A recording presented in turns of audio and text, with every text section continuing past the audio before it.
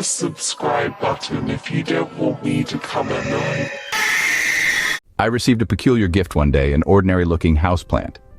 Now, that might not seem all that strange to you. After all, folks gift plants all the time, right? And this one, it seemed just as ordinary as any other. It had your standard green leaves, a few buds promising to bloom, nestled in a simple brown pot. It was given to me by a distant relative, a peculiar old aunt who lived alone up in the mountains. She had a knack for finding the most unusual things, and this houseplant was no exception.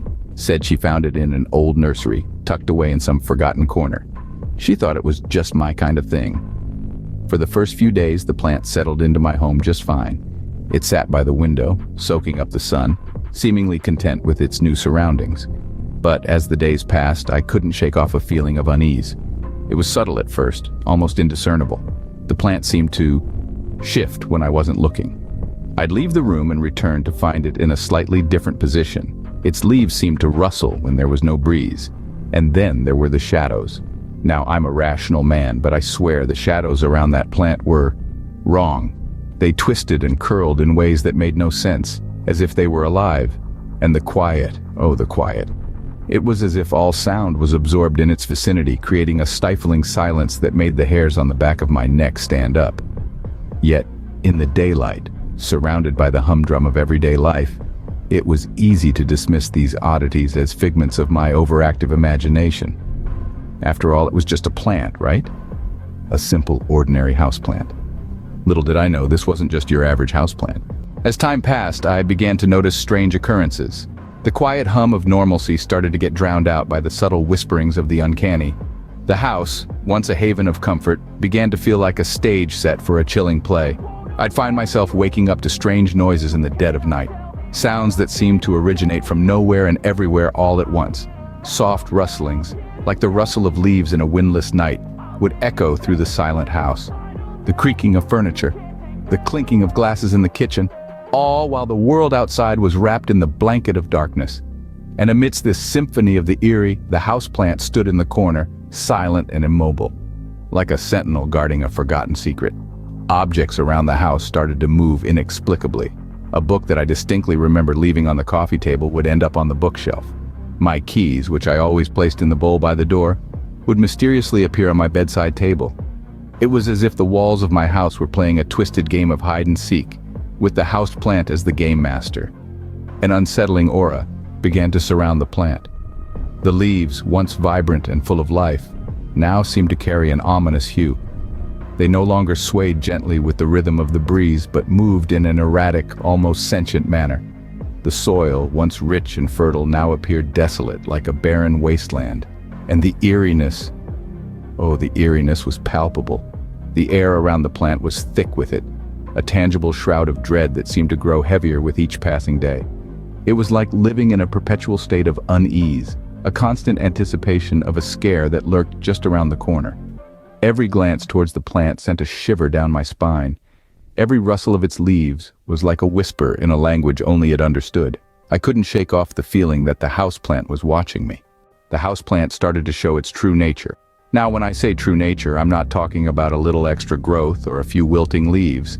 No, the behavior of this plant escalated, grew more disturbing, and took on an eerie life all its own. At first, it was just small movements, so subtle you'd swear it was just your mind playing tricks.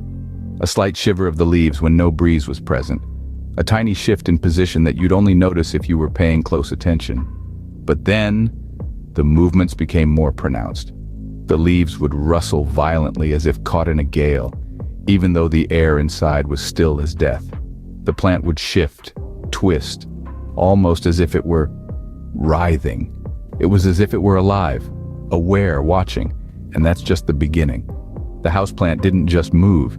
It exuded an aura, an ominous, palpable presence that sent chills down your spine. The air around it grew colder, the light seemed to dim, and a sense of unease would wash over you. It was like stepping into the presence of a predator, a silent, unseen entity that could strike at any moment. But the most terrifying aspect of it all was the apparitions. Ghostly figures started to appear around the houseplant. Shadows would elongate and twist into humanoid forms. Whispers would echo through the room, soft voices that seemed to emanate from the plant itself. Faces would appear in the dark, disembodied and filled with sorrow, their hollow eyes staring at you from the corners of the room. The houseplant was no longer just a houseplant. It was a conduit, a vessel for something else, something otherworldly. It was an anchor to a realm of spirits, a beacon calling to the lost and the damned. It was a gateway to the unknown, a portal to a world of phantoms and specters. I was living in a nightmare, and the houseplant was the epicenter. Opening, I had to know what was going on. With a sense of dread knotting my stomach, I began to dig deeper into the peculiar history of this seemingly harmless houseplant. Searching the internet for answers, I stumbled upon a tale of an old woman who lived alone in a decrepit mansion, her only companion a houseplant she'd cherished since her youth. Upon her demise, the plant was auctioned off, its history lost in the whirlwind of time. The woman, it seemed, was no ordinary senior citizen. She was a practitioner of the arcane arts, delving into the mysteries of the supernatural. Her rituals and spells were said to have imbued the plant with an otherworldly force. It was clear now that this entity had chosen me as its next companion, its new dwelling. The more I learned, the more the chill in my spine deepened. The plant was not just a vessel, it was an anchor, binding the spirit to our plane of existence. The old woman's spirit was said to be trapped, unable to move on, and it was this plant that held her here. The story spoke of eerie occurrences, of shadows moving in the night, of whispers in the silence, all centered around the plant.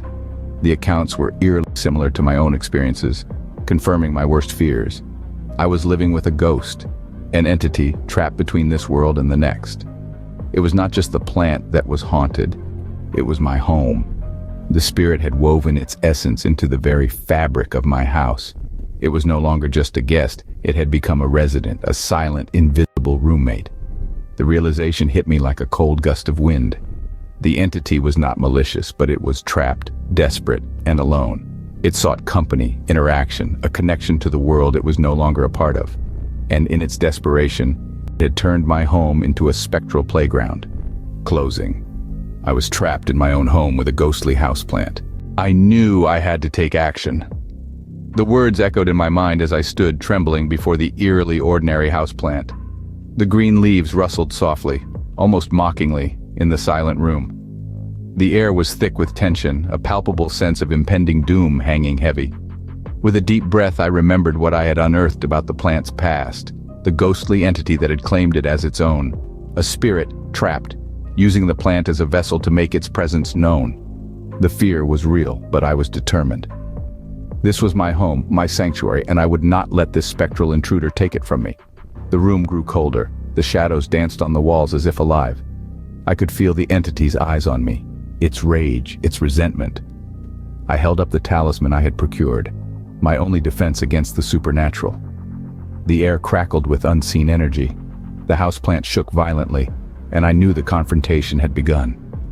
The entity roared, a soundless scream that echoed in the depths of my soul. I could feel its anger, its desperation, but I stood my ground, chanting the incantations I had learned, the words of power that would banish the spirit back to where it belonged. The houseplant quivered, leaves falling, the room shaking with the force of the ghost's fury. But slowly the tremors lessened, the cold receded. The ghost was weakening, its hold on the plant, on my home, loosening. I chanted louder, more insistent. I could feel the spirit's resistance fading, its energy dissipating. With a final desperate shriek, the entity vanished, the houseplant falling lifeless on the floor. Exhausted but triumphant, I stood in the quiet room, the only sound my ragged breathing. The ghostly houseplant was gone. Its reign of terror ended. But as I looked at the fallen plant, the silence of my home now seeming too loud, I couldn't help but shudder. The ghostly houseplant was gone, but its chilling presence still lingers in my memory. And I knew it would continue to linger, a haunting reminder of the spectral entity that once resided within. Hit the subscribe button if you don't want me to come at night.